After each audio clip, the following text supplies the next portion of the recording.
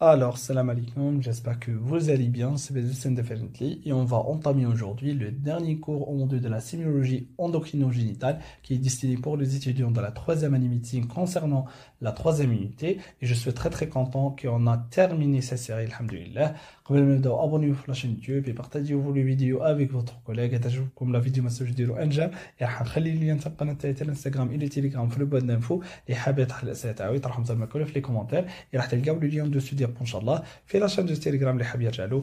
Et n'oubliez pas bien sûr de consulter le playlist qui contient tous les cours. Et c'est parti. راح نخلي le lien تاعو bien sûr في la boîte d'infos. Donc, on commence de parler sur l'ambiguïté sexuelle, mais avant tout, il faut faire un rappel anatomique et embryologique sur les caractéristiques sexuelles pour chaque sexe, pour bien sûr comprendre les différentes pathologies. Donc, la différenciation des organes sexuels est sous la dépendance des chromosomes sexuels. On a les chromosomes X et Y chez l'homme et les deux chromosomes X chez la femme. Veut dire quoi? Veut dire la différenciation des organes sexuels راح تكون très précoce au cours bien sûr de la phase embryonnaire où on attend la détermination les chromosomes sexuels dans la zygote, le fécondé bien sûr, et donc les chromosomes sexuels, elle va déterminer bien sûr le développement des organes sexuels secondaires, veut dire le chromosome Y chez l'homme, elle va déterminer ou dire l'initiation la formation des organes génitaux masculins, les testicules, d'accord? Et bien sûr, lorsqu'on a la combinaison des deux chromosomes X, donc on a l'initiation, la formation des organes génitaux secondaires féminines, les ovaires. Donc, pendant la vie embryonnaire, le chromosome Y, elle va commander la différenciation en testicules chez l'homme. Donc,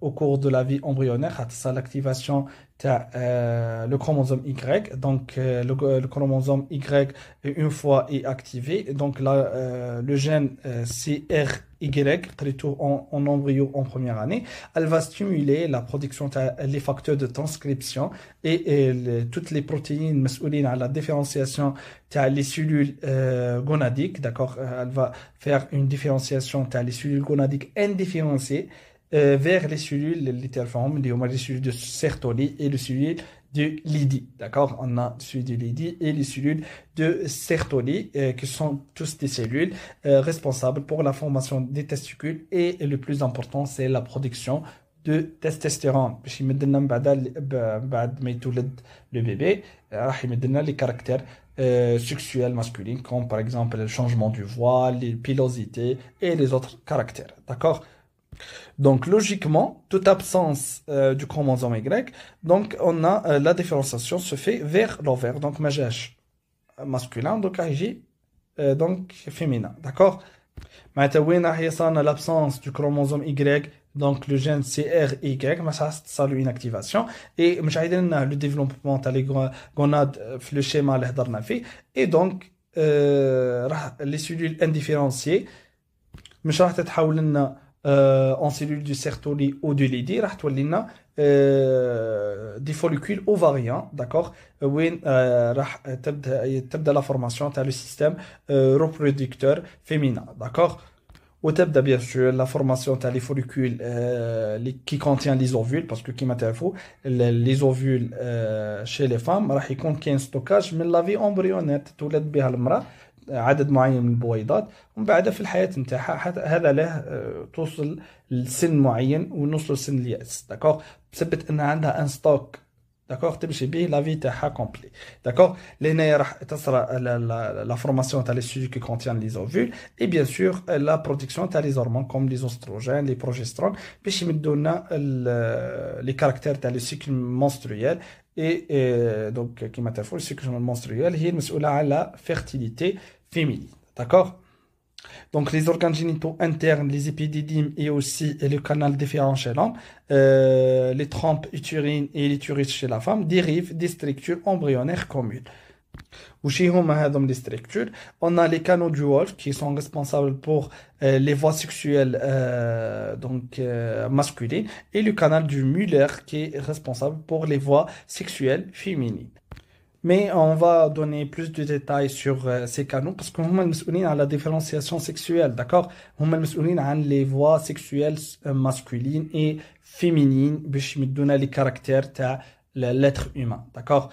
لهنا comme par exemple les canaux du Wolf, d'accord, راح تصير لهم un développement au cours de la vie embryonnaire وين راح تصير لهم un développement à partir du mésoderme اللي يكون حدا le cordon génital primitif, d'accord, كما قلنا le canon du Wolf هم المسؤولين عن les caractères génital masculines. Et concernant le canon du Muller, يكون les développements تاعهم à partir des cordons génitaux primitifs, mais لهنايا راح تكون seulement la différenciation في l'activité physiologique اللي هي va donner les caractères sexuels féminins. La testostérone, c'est le principal hormone masculin produite par les testicules, favorise les croissances des canaux du Wolf et inhibe celle du canon du Muller. معناتها le testostérone qui est fabriqué par les cellules du Lydie هو المسؤول على le développement de tous les caractères sexuels masculins وين راح يزيد la croissance et la différenciation تاع le canon du Wolf, d'accord, chez l'embryon masculin, et aussi elle va favoriser la formation de l'épididyme et les canaux déférents. Comparément, le testostérone يدير l'effet contraire chez la femme وين راح يدير une pardon, باش يفيتي باش ما تصنعش des problèmes de sexualité راح يدير une inhibition sur les canaux du Muller chez l'embryon masculin, d'accord, et pour empêcher la formation de la structure féminine. D'accord? En absence de testostérone, le développement du canon du Muller s'effectue, d'accord, et il va donner les caractères sexuels féminins. Voilà la structure anatomique des testicules et les organes génitaux externes, bien sûr, et internes de l'homme. Donc, c'est ça, l'épididyme, les canaux déférents, aussi le testicule. On trouve la vascularisation, d'accord, des testicules, le scrotum, qui c'est la membrane externe des testicules, qui est vraiment important, et il va donner plus des informations sur la santé des testicules, et très important pour l'examiner au cours de l'examen clinique génital, d'accord. Et aussi on a l'utérus, donc on a le vagin, puis l'utérus, on a aussi l'ovaire et le trompe de Fallope qui est responsable pour la migration des ovules à partir des ovaires vers l'utérus.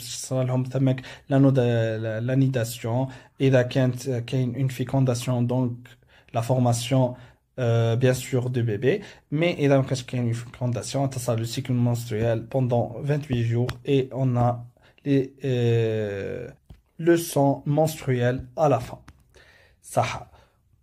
Les organes génitaux externes, d'accord, c'est ça l'abréviation, OGE, apparaissent vers la 15e semaine de la gestation, d'accord, le stade le développement embryonnaire et les structures génitales primordiales يبدو يديروا في la différenciation وراح يبدو يتحولوا 11 organes sexuels externes, d'accord, بينين.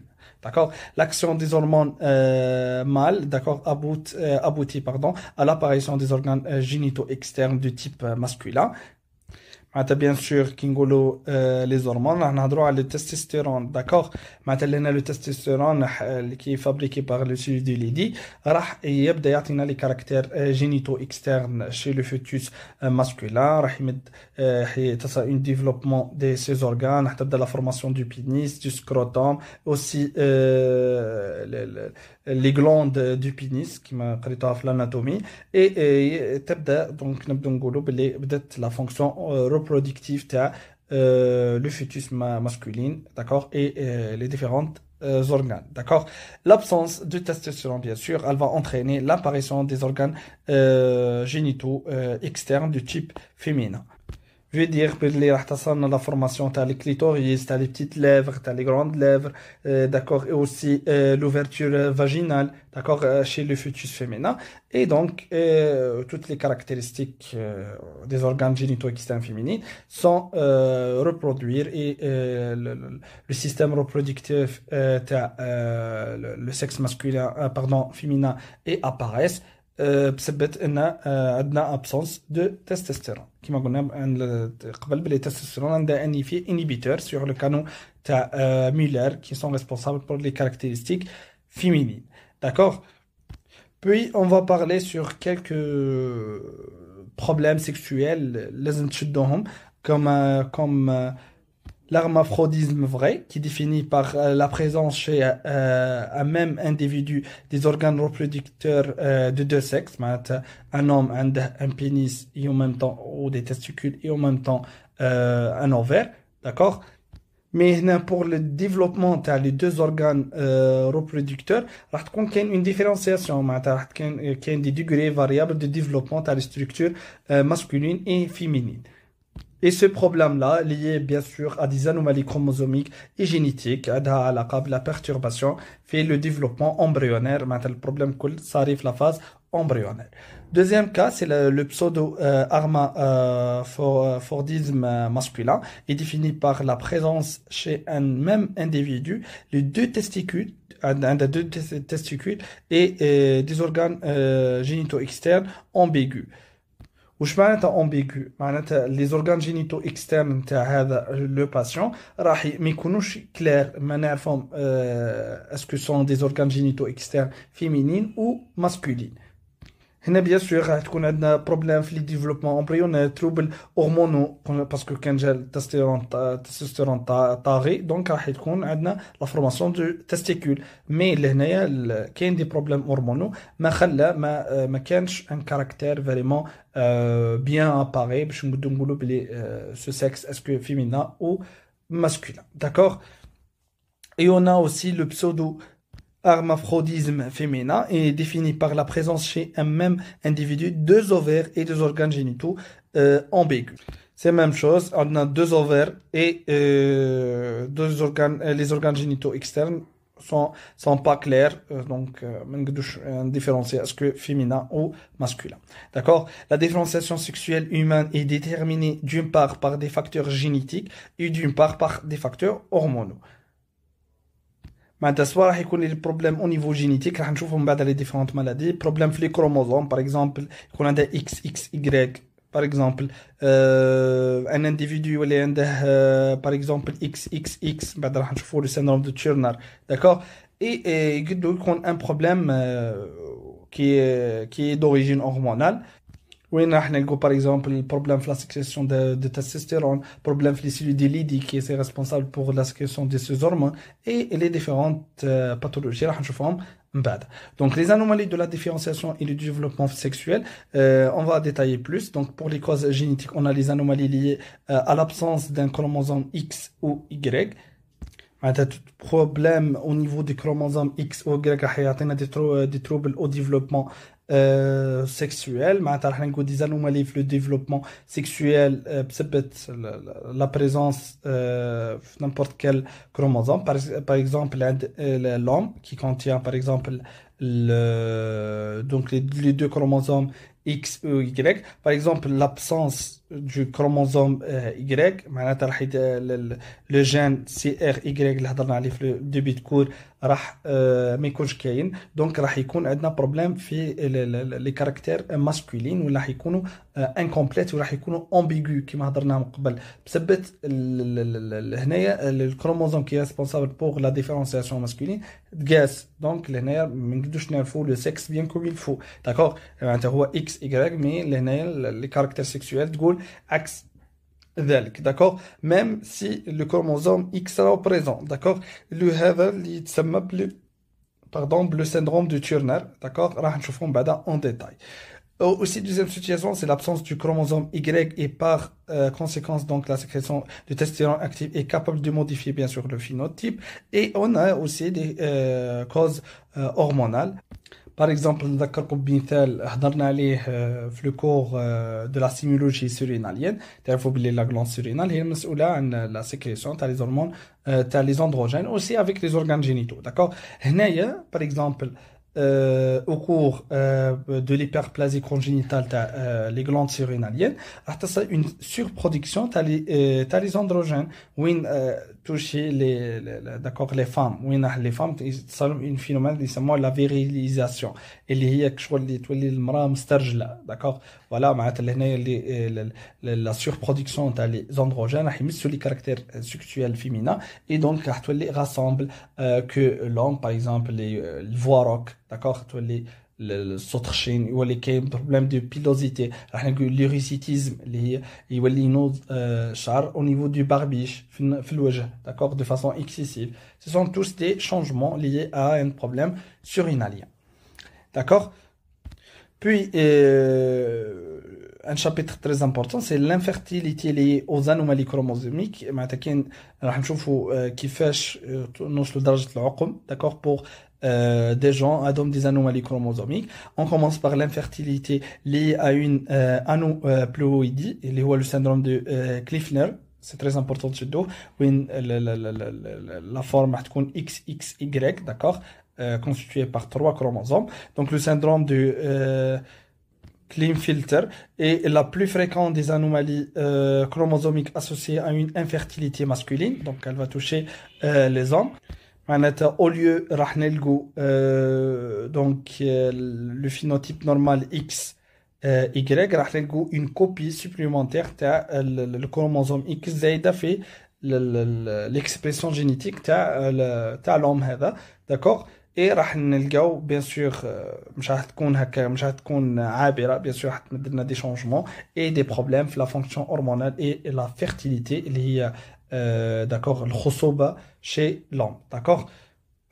صح. pour la clinique واش نلقاو عندها le patient اللي عنده le syndrome de Klinefelter, donc راح نلقاو عنده parmi les caractéristiques راح نلقاو عنده un taille très grand, d'accord, comparément à l'état normal, mais عنده une faible masse musculaire. Donc l'inspection ديروا تهزوا نظرة عن le syndrome de Klinefelter, d'accord, et راح نلقاو aussi عنده une faible tonus musculaire, d'accord, problème في les contractions, عنده des testicules qui sont petites comme vous voyez في هذوم les statistiques.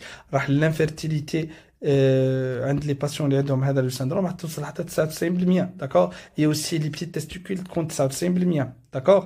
معناتها اللي هنايا ce sont des signes orientateurs, d'accord. راح نلقاو عنده aussi une gynécomastie, d'accord. elle est pas constante mais في la plupart des cas راح تكون كاينه de 50 à donc من 75 بنادم راح نلقاوها في 50 personnes معناتها فاتت النص, d'accord. وراح تصل un développement anormal des seins. Et concernant les troubles hormonaux, راح نلقاو عنده bien sûr des niveaux très bas de testostérone, راح نلقاو عنده diminution de libido et bien sûr des troubles de l'érection et diminution de la production du sperme, d'accord. Donc ce tableau statistique, elle va aider de comprendre les différentes donc signes cliniques. منهم هما راح تستنتجوا les différentes signes cliniques, d'accord. diminution de testostérone, diminution de pilosité faciale, donc toutes les caractéristiques masculines راح يتقاسوا, d'accord. Et كي نعاودو نرجعو les étiologies de ce type de syndrome, راح نقول le problème c'est l'hypogonadisme, d'accord. معناتها diminution في la production de testostérone, هو le maître, هو le chef d'orchestre تاع les caractères sexuels masculins. donc pas de testostérone, pas de formation des testicules, donc راح نوصلوا des caractères ambigus donc sexuels. Donc لهنايا في هذوم لي كا راح يكون كاين une légère production تاع السpermatozoïdes, d'accord. et راح يكون le patient عنده vraiment un signe important c'est l'azospermie, معناتها fabrication vraiment très minime, d'accord. et donc راح نلقاو bien sûr donc avant la naissance, à l'inverse la testostérone produite normalement par les testicules chez les enfants, donc je trouve des autres problèmes. Peut-être inactive au niveau de ces organes, donc déficit en récepteur. C'est un pseudo-hermaphrodisme, donc masculin. C'est l'aspect extérieur et féminin et il n'existe pas des organes génitaux internes caractérisés de ce sexe, sur les caractères sexuels ambigus. Ces sujets sont de XY et ont deux testicules sur le syndrome de féminisation testiculaire. Sont donc من البرة يبانوا شغل femme, mais les organes génitaux contiennent deux testicules. هذا اسمها féminisation testiculaire. Que je vois المرأة et avec deux testicules. C'est ça la signification. D'accord? Pour les causes hormonales, on a après la naissance, on peut assister dans les deux sexes à une puberté précoce, donc isosexuelle, dans le sens du sexe génétique et phénotypique. On trouve des anomalies centrales et des tumeurs hypothalamiques. وش معناتها هذه الهضرة؟ وش معناتها isosexuelle؟ معناتها اللي هنايا عندي le sexe est féminin, d'accord? Une femme, راح نلقى les organes génitaux externes, le développement تاعهم راح يكونوا شغل conformément avec le sexe. معناتها les organes génitaux externes راح يتطابقوا avec le sexe de l'individu. D'accord?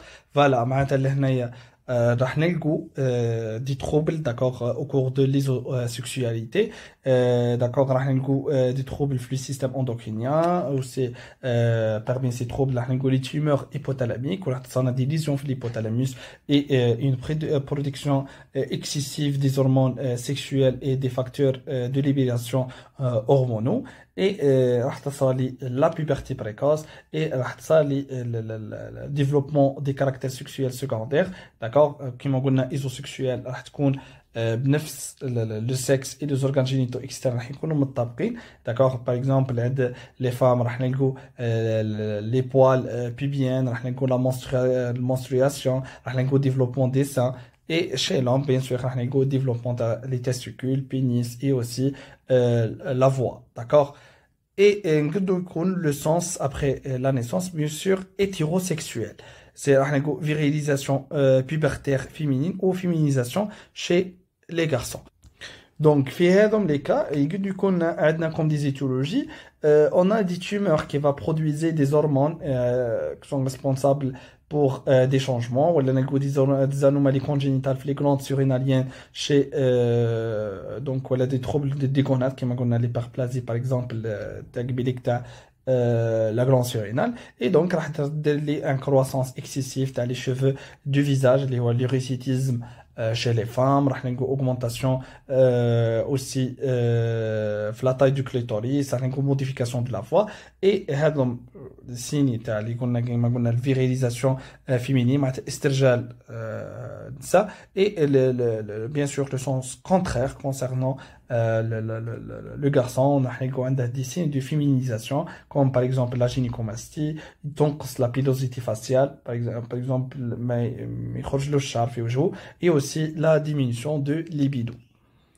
D'accord?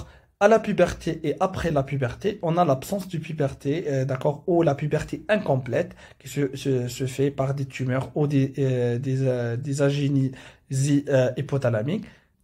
معناتها راح نكونوا في situation soit une absence ou une puberté incomplète, comme on a joué par des tumeurs ou des problèmes في l'axe hypothalamo-hypophysaire qui est responsable bien sûr pour la sécrétion des hormones sexuelles, اللي هو bien sûr الغني عن التعريف le GAH. d'accord, وين راح هذا الهرمون احتصى بروبليم في لا سيكريسيون تاعو، مش راح يدير لا ستيميلاسيون تاع البرودكسيون تاع لي هرمون سيكسويل، اي دونك اوسي سي بروبليم كل راهم جونا بسبب لي تيومور. داكوغ، معناتها لهنا راح شغل تصرى لي اون انسيفيزونس دو سيكريسيون بار لاكس هيبوثالامو هيبوفيزال، اي دونك راح يدير لنا دي التيراسيون في bien sûr la puberté, où on a des apparitions des manifestations hétérosexuelles. معناتها l'individu راح يولي عنده des caractéristiques sexuelles secondaires ماهيش خاصة بالسكس نتاعو. donc par exemple, un syndrome responsable pour cette modification, comme le syndrome de virilisation adrénogénitale, l'abréviation CV, donc âgé, où on a une production excessive les androgènes chez les femmes, راح تعطينا l'uricétisme, راح تعطينا donc les poils, pilosité et aussi les changements du foie, d'accord? Mais عند les femmes, pardon, عند les hommes, راح نلقوا excès تاع les oestrogènes, d'accord? Qui sont responsables pour la gynécomastie, des troubles de libido et aussi du trouble donc la pilosité faciale. D'accord.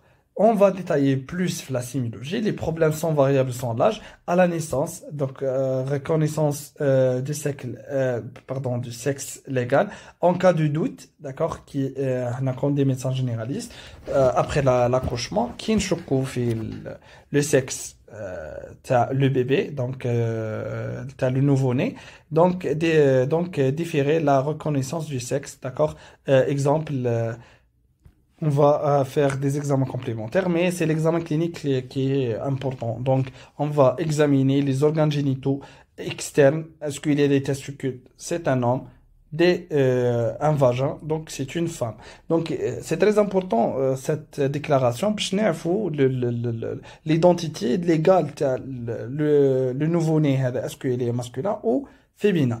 Donc, pour les ambiguïtés sexuelles, on a l'hypospodia, donc, où le verge peut développer, où exactement, l'examen clinique, l'ouverture de l'urètre, d'accord, le gland, d'accord, l'ouverture, les urines chez l'homme, la face inférieure du pénis. بدل من l'extrémité خيجي في l'extrémité du pénis هي دونك راح نلقاو في la face inférieure معناتها في la partie inférieure du pénis راح تلقاو الفتحه تاع l'urètre. Donc هذه واش معناتها l'hypospadia, d'accord. Aussi on peut trouver les cryptorigidés, absence de testicules dans les bourses وين هنا يكون problème congénital معناتها في la vie embryonnaire les testicules راح يكونوا intra abdominal puis راح تصل لهم la migration et راح يولوا extra abdominal. Mais la cryptorigidie veut dire بلي ما تصارش هذيك la migration et les testicules sont restent intra-abdominales, d'accord. Des anomalies du sinus urogénital au niveau de l'abouchement réceptif du l'urtère et du vagin. معناتها des malformations. Aussi راح نلقوا le cilioscopie et la barotomie. Donc c'est un inventaire des organes génitaux internes. Maintenant, on va utiliser ces deux examens pour évaluer les organes génitaux internes, donc pour connaître est-ce qu'il y a des ovaires ou il y a des testicules. Donc tout simplement on va rechercher sur le corpuscule de Barr, donc aussi le chromatine sexuel, le corps du Barr, une frottis buccale, les cellules, d'accord. Et donc le corpuscule de Barr sont présents, donc on a orienté vers le sexe féminin. Et إذا ما كانش كاينين ولا chez le patient qui présente le syndrome de Turner, on a en détail. Donc on va dire que le sexe est masculin. Aussi des autres examens complémentaires radiologiques donc sont réalisés bien sûr pour voir principalement l'anatomie du système ou les organes génitaux pour bien différencier est-ce que il y a des testicules ou des ovaires ou il y a des problèmes, d'accord, comme les rétrographies et le cilioscopie. Et on a aussi et n'oubliez pas bien sûr de dosage dans les hormones. Je trouve est-ce que les caractères ou les hormones sont compétents pour donner des caractères sexuels vraiment compétents. Donc on va doser des androgènes, le cortisol pour bien sûr pour voir donc la capacité des glandes surrénaliennes, donc pour fabriquer les hormones et les androgènes. Donc le diagnostic, donc on a le syndrome du Turner, donc c'est le syndrome du Turner, tout simplement, donc elle va bien sûr toucher les femmes, d'accord, les hommes. On trouve une dysgénisée ou une agénisée gonadique, donc on a le phénotype c'est X seulement, d'accord. L'autre est vraiment touché, donc on va connaître qu'il y a une présence d'un seul chromosome sexuel X, d'accord, au lieu qu'on ait de karyotype typique, le X, d'accord. معناتها اللي اللي يكون عندهم لو سيندروم دي تورنان قلنا باش يكون عندهم ان ديسجينيزي معناتها في لي غوناد معناتها لهنايا راح البروبليم راح يمس لي زوفير وين راح ما تصلهمش ان ديفلوبمون بيان كوم il faut ولا راح نلقوا ان اجينيزي وين لوفير فريمون اي absent d'accord donc les diagnostics malheureusement il n'est pas évident à la naissance donc pas d'ambiguïté. D'accord, à la naissance. Tout simplement, mais il y a des problèmes de connaître, de connaître bien sûr l'identité légale de le nouveau-né, mais il y a des autres signes s'accompagner, d'accord. Par exemple, il y a des troubles comme le cou palmé, où d'accord. Aussi le thorax en bouclier, d'accord, bouclier. Donc, mais je vais bien comme il faut faire donc l'image, comme une autre image qui va faciliter de comprendre. D'accord, c'est ça, le thorax en bouclier. Voilà aussi une autre nomination. Lycément le pictus carnitum, d'accord.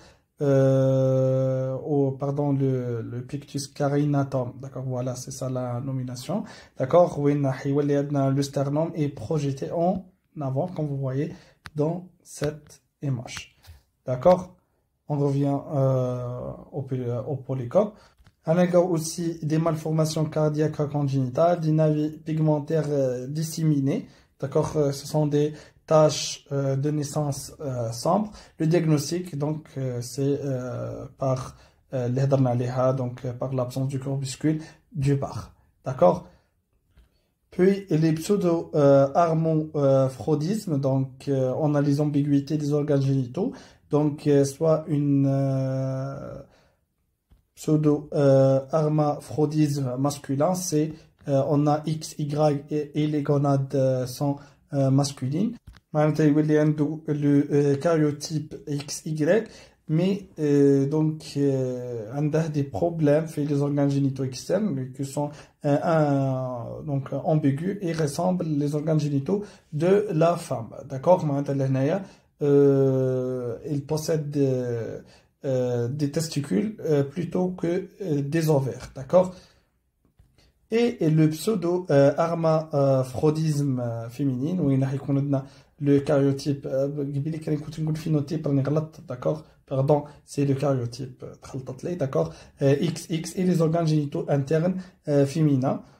Je veux dire, elle possède des ovaires plutôt que des testicules, d'accord. Les anomalies, d'accord, elle va favoriser l'état du la virilisation féminine et donc ou la féminisation incomplète des organes génitaux.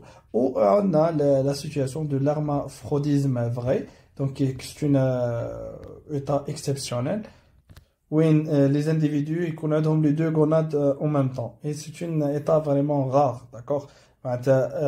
Tout simplement les individus ils ont les caractéristiques de deux sexes, d'accord, avec des organes génitaux externes et internes qui va combiner et donc des éléments masculins et féminins en même temps, d'accord. Puis avant la puberté, des problèmes, des signes de puberté précoce, iso et hétérosexuels, par exemple chez le garçon apparition des pilosités, développement des organes génitaux externes, avance du maturation osseuse, parce que la maturation de testostérone, donc qui est un taux excessif, une maturation rapide, et poussée de croissance anormale, d'accord, recherche bien sûr une hyperplasie congénitale surinalienne qui est responsable pour la sécrétion de plus des hormones et les androgènes, donc des tumeurs virilisantes surinaliennes, aussi des tumeurs testiculaires qui va stimuler la production des hormones sexuelles les testicules de façon excessive, des tumeurs hypothalamiques comme les gliomes, les astrocytomes et le pignoalome, donc les pubertés précoces pathologiques s'accompagner volontiers d'une HIC, hypertension intracrânienne, du diabète insipide et aussi du boulimie. Et aussi, des pubertés précoces idiopathiques, on peut le trouver, when ما يكونش كاين une cause vraiment véritable, identifiée, باش يعطينا les différentes étiologies. D'accord? Voilà. Et aussi, on trouve des signes de puberté précoce iso et hétérosexualité chez les filles, donc des tumeurs féminisantes surinaliennes, d'accord, ou ovariennes, donc la sécrétion excessive dans les hormones sexuelles féminines, l'augmentation du taux des oestrogènes, d'accord. Et aussi une puberté précoce hétérosexuelle, des virilismes biliaires, des problèmes où la femme a des caractères sexuels masculins, d'accord, secondaires comme le virilisme donc biliaire, le clitomégalie, l'augmentation de la taille de la clitoris, modification de la voix et modification musculaire, qu'on a une fabrication musculaire plus, recherche aussi des hyperplasies congénitales du surinalien qui est responsable bien sûr de la sécrétion les androgènes. Voilà. Puis les retards pubertaires, c'est l'anomalie du développement pubertaire donc l'état contraire, c'est un retard pubertaire. L'âge 16 ans et les caractères McKinney, aussi des testicules petites, d'accord, des prostates non palpables, d'accord, au cours de toucher rectal, qui est un signe orientateur vers l'absence et des troubles de développement des organes génitaux internes. Le verge est inférieur de 6 cm de long. Aussi, un autre signe, c'est l'absence des pilosités, donc qui sont typiques à la puberté masculine, pas de pilosité, mais un problème, d'accord.